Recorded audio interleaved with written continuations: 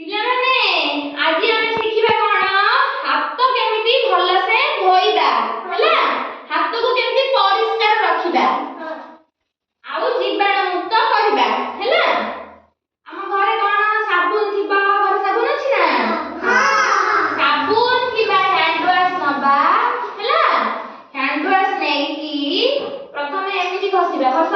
ଏମିତି ଘଷ ऊपर एमती घस है भलसे हाथ को घसीबा घसीकी तापरे पानी रे हाथ को भलसे धोइबा तापर हाथ परिष्कार हो गला तापर जाई हमें खाद्य खाइबा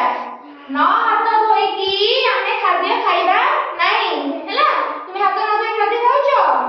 खाइबानी हैला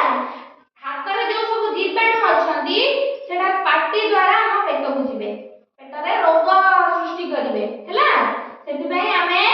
साबुन किबा हैंड वॉश द्वारा हाथ को धोइबा हैला बंद बोला शुभ सकाळ पिला माने केमती अछ समस्ते